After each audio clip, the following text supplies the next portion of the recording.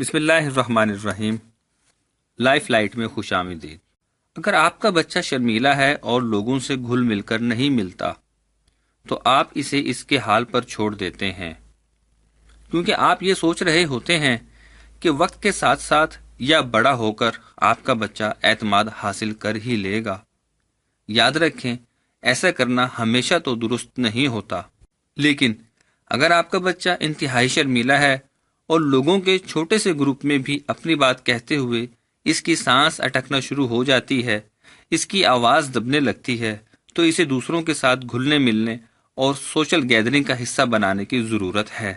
Social anxiety یعنی کہ لوگوں کے سامنے نروس یا گنگ ہو جانا یا چہرے پر پسینے کا آ جانا، سانس کا پھولنا ایک ایسی ہی خرابی ہے جس میں نفسیاتی اور جسمانی دونوں پہلو موجود ہیں۔ سوشل انگزائٹی ایک بچے کی زندگی میں کئی پیچیدگیوں کا باعث بن سکتی ہے، جس کی وجہ سے ہو سکتا ہے کہ آپ کا بچہ اتنی کامیابیاں نہ سمیٹ سکے جتنی کہ اس میں صلاحیت ہو۔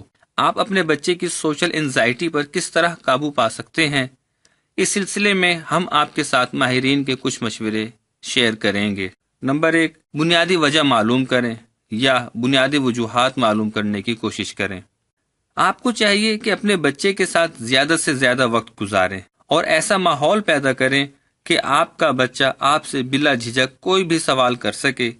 اس کے علاوہ اپنی ذات کے متعلق خود سے بھی سوالات کریں اور ان کے جوابات بھی تلاش کرنے کی کوشش کریں کہ بحیثیت والدین کیا آپ اپنے بچے کو دوسروں سے ملنے جلنے، کھیل کود کے مواقع فراہم کرتے ہیں، اور کہیں ایسا تو نہیں ہے کہ آپ کا بچہ آپ کے حد سے زیادہ تحفظ کو تو تصور نہیں کر رہا۔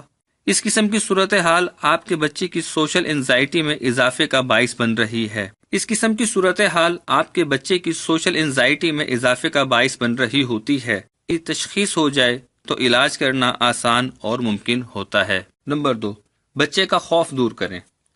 ماہرین کا کہنا ہے کہ آپ غیر محسوس طریقے سے یہ جاننے کی کوشش کریں کہ آپ کے بچے کے ذہن میں کیا ہے۔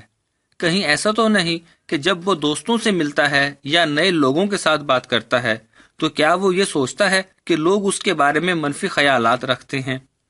بچے کے اندر اس مخصوص خوف کو دور کرنے کی کوشش کریں اور اسے سمجھائیں کہ اس کے بارے میں کوئی بھی شخص منفی رائے نہیں رکھتا ہے اور نہ ہی کسی کو یہ حق حاصل ہے۔ نمبر 3، بچے کا اعتماد بڑھائیں۔ آپ اپنے بچے کے اعتماد میں اضافہ کریں، اس کے فیصلوں کو سراہتے ہوئے اس کی حوصلہ افزائی کریں، اس پر بیجا تنقید نہ کریں، اس کے دوست بن جائیں، اس کی مدد کریں اور بچے کو ایسی سرگرمیوں میں مشغول رکھیں جن میں اس کی دلچسپی ہو یا جن کاموں میں اس کو مزہ آتا ہو۔ نمبر 4، پیشہ وارانہ مدد۔ اگر آپ ان تمام تر کوششوں کے باوجود بھی اپنے بچے کو سوشل انزائٹی کے خول سے باہر نکالنے میں ناکام رہے ہیں تو گھبرانے کی بات نہیں ہے، صبر کا دامن ہاتھ سے نہ جانے دیں۔ اپنے بچے کا موازنہ کبھی بھی ایسے بچے سے نہ کریں جو سوشل انزائٹی سے باہر نہ ہو۔ اپنے بچے کا موازنہ کبھی بھی ایسے بچے سے نہ کریں جو سوشل انزائٹی میں مبتلا نہ ہو۔ اگر آپ کا بچہ سوشل انزائٹی کے جال سے باہر نہیں نکل پاتا تو پھر آپ کو کسی پیشہ ورانہ کاؤنسلر سے رابطہ کرنا چاہیے جو آپ کے بچے کی سوشل انزائٹی دور کرنے کی راہ ہموار کرنے میں آپ کی رہنمائی کرے گا۔